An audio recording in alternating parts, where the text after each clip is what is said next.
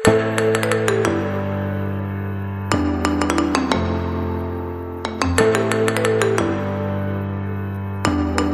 चलते हैं मेरी पहली टिप्स की ओर।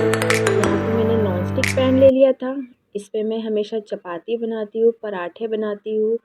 तो घी और तेल की वजह से क्या हो जाता है ना, ये नॉन स्टिक पैन पे एक काली सी परत जम जाती है और वो बहुत फूक भी जाती है। तो मैं हमेशा किस तरह से साफ़ करती हूँ ना, ये तरीका मैं आप लोगों के साथ शेयर कर रही हूँ।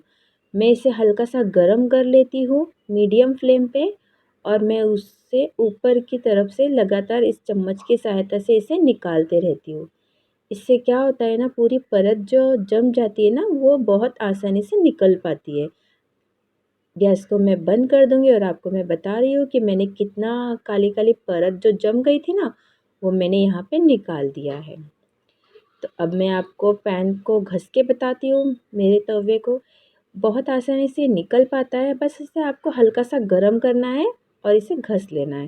तो यहाँ मैंने विम लिक्विड डाल दिया था और एक कांटे की सहायता से इसे घस लूँगी और इसे मैं धो लूँगी।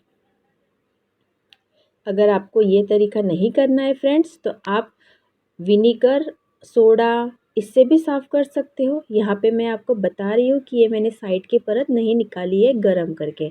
मैं आप वीडियो बहुत लंबा हो जाएगा, इसीलिए यहाँ पे मैंने सिर्फ़ आपको थोड़ी-सी ही वीडियो क्लिप बताई है।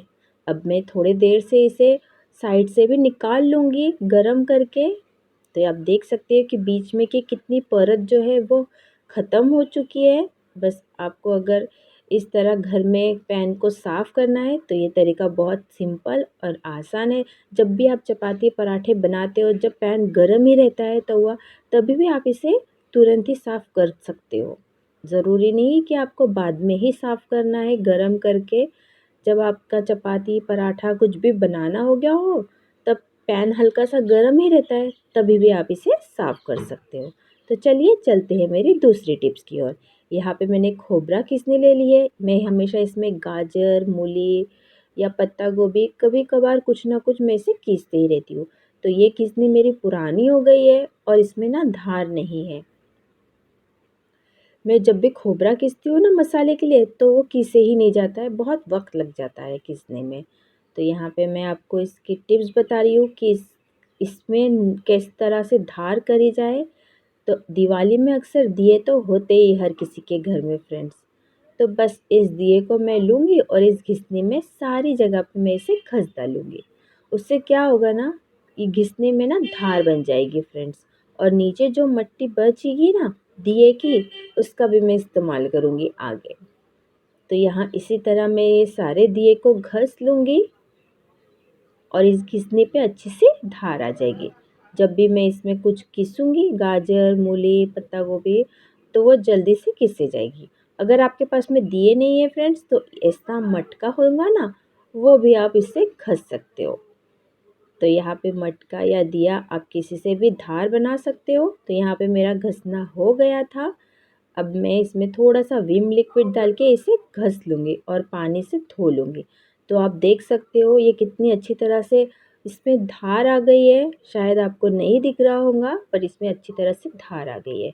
लेकिन थोड़े-थोड़े दिए के और मटके के थोड़े लाइन-लाइन हो जाते हैं इस बर्तन पर वो भी थोड़े दिनों बाद में ख़त्म हो जाते हैं। तो इस तरह पे मैं हमेशा पुरानी वाली जो भी मेरे पास घसनी होती है ना, मैं इसे ऐसे ही इस्तेमाल कर लेती हूँ। ईज़िली ये हो भी जाता है और धार भी हो जाती है। क्यों बर्तनों को फेंक देना और नए खरीद के लाना? घर में ही कुछ ट्रिक्स आज़माएँ और चीज़ों को नया बनाएँ। तो चलिए चलते हैं मेरी टिप्स की ओर। ये रही तीसरी टिप्स, जो कि दिए और मटके की जो मिट्टी निकल गई थी ना, बस इसे भी मैं इस्तेमाल करूँगी। यहाँ पे उस पे मैं अपना नाम लिख रही हूँ। घबराइए मत, मैं नाम लिख के टिप्स नहीं बता रही हूँ आपको। पुराने ज़माने में क्या होता है ना फ्रेंड्स, जो बर्तन होते थे ना, तो वो लोग मिट्टी, राख, चूल्हे की जो राख होती थी ना, इससे बर्तन घसते थे। आज भी अगर गाँव में जाएँगे ना, तो वो मिट्टी से ही बर्तन घसते हैं अपने, और उनके बर्तन बहुत सफ़े और चकाचक भी दिखते हैं। तो आज इसी मिट्टी से मैं आपको मेरी कढ़ाई घस के बताऊँगी। ये मेरी बहुत जूनी कढ़ाई है। मैं कभी कभार आपको इस कढ़ाई में भी रेसिपी बना के बताती हूँ। तो चलिए आज मैं इसे साफ़ करके बताऊँगी आपको। यहाँ पे मैंने एक कड़क वाला कांटा ले लिया था। आप चाहे तो ये भी स्क्रब ले सकते हो। इसमें मैं थोड़ा सा विम लिक्विड डाल दूँगी और इस कांटा के सहायता से इस कढ़ाई को अच्छी तरह से घस लूँगी। थोड़ी आपको ज़्यादा ताकत लगानी पड़ेगी फ्रेंड्स, अगर आपके बर्तन बहुत ज़्यादा जूने या गंदे हो चुके हैं ऑयल के कारण, मसालों के कारण ना, ये कढ़ाई ना बहुत गंदी हो चुकी थी। तो यहाँ पे मैंने इसे घस लिया है, दोनों भी कांटे से मैंने इसे घसा है। और यहाँ पे मेरी मट्टी जो थी ना दिए की, मटके की, वो ख़त्म हो चुकी है। मुझे और घसना पड़ेगा फ्रेंड्स। तो ठीक है, मैं अभी इसी से आपको कढ़ाई को धो करके बता देती हूँ कि ये कितनी हद तक साफ़ हो गई है। तो आप देख सकते हो फ्रेंड्स, मेरी कढ़ाई कितने हद तक साफ़ हो गई है। तो यहाँ पे मेरा नुस्खा शेयर कर रही हूँ आप लोगों के साथ में। यहाँ पे मैंने 1 गिलास पानी ले लिया था, उसमें 1 चम्मच मैंने जीरा डाल दिया है। ये घरेलू नुस्खा है फ्रेंड्स, दादी नानी माँ के, तो मैं हमेशा यूज़ करती हूँ, तो सोचा आप लोगों के साथ शेयर कर दूँ। यहाँ पे मैंने 1 गिलास पानी गर्म होने के लिए रख दिया था, तो उसमें मैंने 1 चम्मच जीरा डाल दिया था और पानी को मैं मीडियम फ्लेम पे अच्छी तरह से बॉईल होने दूँगी, 6-7 मिनट तक मीडियम फ्लेम पे, ताकि पानी में जो भी जीरे का फ्लेवर है, कलर है, वो आ जाए। उसके बाद मैं इसे छान लूँगी। अगर आपको एसिडिटी हो गई है फ्रेंड्स, तो ये नुस्खा बहुत काम में आता है। मैं हमेशा यूज़ करती हूँ। गोलियाँ दवाइयाँ खाने से अच्छा है कि आप इस तरह घरेलू नुस्खे भी कभी कभार ट्राई कर लीजिएगा। तो यहाँ पे मैंने पानी को बॉईल करके 1/4 कर लिया था। अगर आपको गैस के साथ, एसिडिटी के साथ में अगर गैस भी हो गई हो, तो बस आधे चम्मच से कम इसमें नमक डाल दीजिएगा, काला नमक। इसे मिक्स कर लीजिएगा और हल्का गरम है ना ये, तभी इसे पिएगा। ज़्यादा गरम मत पीजिएगा, जितना गरम आप पी सकते हो बस उतना ही गरम गरम इसे पीजिएगा, तो आपको एसिडिटी और गैस से छुटकारा मिलेगा। तो यहाँ पे मेरी 5वीं नुस्खा है फ्रेंड्स। मैं इसे भी घर में ही यूज़ कर लेती हूँ, गोलियाँ दवाइयाँ नहीं खाती हूँ, बार बार दवा खाना भी नहीं जाती हूँ। इस घरेलू नुस्खे से ही काम चल जाता है, तो क्यों बार बार गोलियाँ दवाइयाँ खाएं। तो यहाँ पे मैं आपको बता रही हूँ फ्रेंड्स, ये तरीका मैंने किस लिए यूज़ करती हूँ। तो यहाँ पे मैंने पोहे को गीले कर लिए थे, हल्का सा, जिस तरह पोहे बनाते समय कैसा गीला करते हैं, बस उसी तरह आपको गीला करना है। और क्वांटिटी के हिसाब से उसमें शक्कर ऐड करनी है, 1 टेबलस्पून, 2 टेबलस्पून, जितना ज़्यादा अगर आप पोहा लेंगे। ज़्यादा नहीं लीजिएगा फ्रेंड्स। अगर आप 1 जन के लिए बना रहे हैं तो बस 2-3 टेबलस्पून पोहा गीला कीजिएगा, उस पे 1 टेबलस्पून शक्कर डालिएगा, उसे मिक्स करके खा लीजिएगा। बस 1 से 2 बार अगर आप उसे खा लेंगे ना, तो आपका जो दस्त लग गए हैं ना, आपको जुलाब लग गए हैं, वो ख़त्म हो जाएंगे फ्रेंड्स। बहुत काम का नुस्खा है फ्रेंड्स, एक बार आप इसे ज़रूर ट्राई कीजिएगा। अगर आपको काम आ जाए तो कमेंट्स करके ज़रूर बताइएगा कि ये नुस्खा काम कर गया है। तो इसी तरह मैं हम घर के छोटे मोटे बीमारियों को दूर कर लेती हूँ, नानी माँ, दादी माँ के नुस्खे के साथ। अगर आपको ये नुस्खा अच्छा लगा हो तो मुझे कमेंट्स करके ज़रूर बताइएगा। तो यहाँ पे मेरी 6वीं टिप्स है। जो भी घर में मेरी मैक्सी या फिर टॉवेल वगैरह जूने पुराने हो जाते हैं ना, मैं उसे यूं ही नहीं फेंक देती हूँ, उसका भी मैं इस्तेमाल कर लेती हूँ। तो यहाँ पे मैं मैक्सी को इस तरह बीच में से काट लूँगी, इसे एक चौकोन टुकड़े के तरह काट लूँगी मैं इस मैक्सी को, और उसे साइड से मैं सिल लूँगी। तो क्या हो जाता है ना, ये जो कपड़ा मैं सिल लूँगी ना बाद में मैक्सी का, ये बैठने के काम आएगा। ठंडी में, बारिश में ज़मीन जो है ना, टाइल्स वगैरह, वो बहुत ठंडी हो जाती है। तो इस तरह मैं कपड़ा बना लेती हूँ और इसे मैंने साइड से सिल लिया। ये मैंने पहले ही बना के रख लिया था, ये मैं आपको बता रही हूँ कि मैंने इस तरह से इसे बनाया है। ये कपड़ा ना हमेशा यूज़ करने के काम आता है, जैसे कि पढ़ाई के लिए बच्चे बैठ रहे हो नीचे ज़मीन पे, या फिर भाजी वगैरह काटने के लिए आप लोग बैठ रहे हो, तो इस तरह ये कपड़ा काम में आ जाता है। अगर आपको नहीं बैठने के लिए बनाना है तो आप इस कपड़े का इस्तेमाल घर पोंछने में भी यूज़ कर सकते हो। तो आप किसी भी तरह इसे पोछा भी बना सकते हो। तो ऐसे ही घरेलू जो नुस्खे हैं फ्रेंड्स, मैं अपने घर में इस्तेमाल करती हूँ, तो सोचा आप लोगों के साथ शेयर कर लूँ। अगर मेरे बोलने में मिस्टेक होती है, गलती होती है, तो आप मुझे कमेंट्स करके ज़रूर बताना, मैं अपनी गलतियों को ज़रूर सुधारूँगी। तो ये रहे मेरे घरेलू नुस्खे। अगर पसंद आए हो तो लाइक, शेयर, कमेंट्स और सब्सक्राइब करना मत भूलिएगा। यहाँ पे मेरी 7वीं टिप्स है फ्रेंड्स। यहाँ पे मैं कपड़ों पे ये बर्तन क्यों रख रही हूँ, ये मैं आपको आगे बताऊँगी।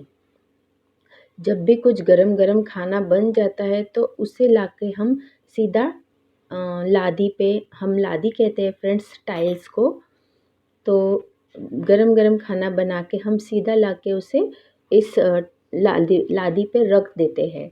तो उससे क्या होता है ना, ये जो बर्तन है ना वो गरम रहते हैं, और गरम के कारण ना ये ज़मीन, लादी जो है ना, टाइल्स वगैरह वो तड़क जाती है, टूट जाती है गरम के कारण। अगर बार बार आप खाना बनाओगे और उसे लाके ऐसा नीचे रख दिया करेंगे गरम गरम, तो बर्तन जो है ना वो गरम होते हैं, तो उससे नीचे की लादी तड़क जाती है और टूट भी जाती है कहीं कभार।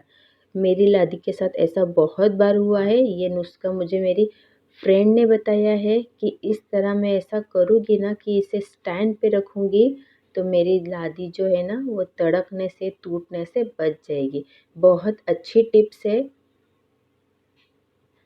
मुझे बहुत लेट पता चला, नहीं तो मेरी ये 2 लादी जो टूट गई है ना, ये टूटने से बच जाती है।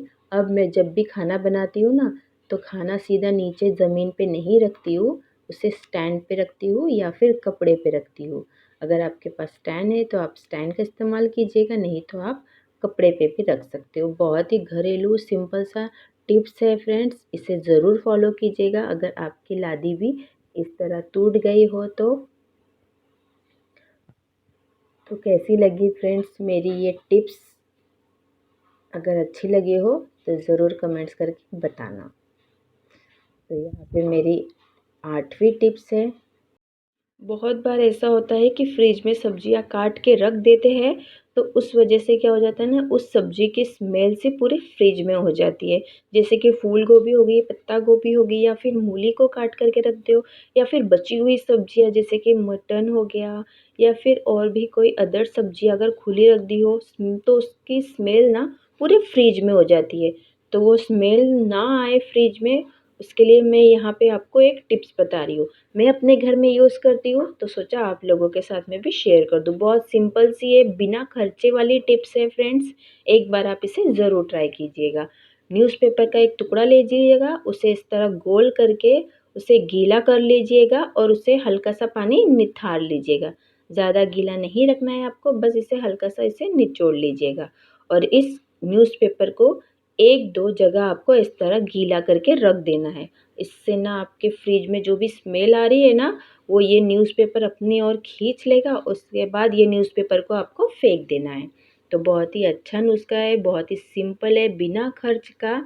आप एक बार इसे ज़रूर ट्राई कीजिएगा। मैं अपने घर में इस्तेमाल करती हूँ, तो बहुत हद तक फ्रिज की स्मेल ख़त्म हो जाती है। या फिर आप नींबू को काट कर भी रख सकते हो, वो भी बहुत ही अच्छा नुस्खा है। बट उससे बेहतर है कि न्यूज़पेपर तो हमेशा पड़े ही रहते हैं इधर-उधर, तो आप इसे इस्तेमाल कीजिएगा।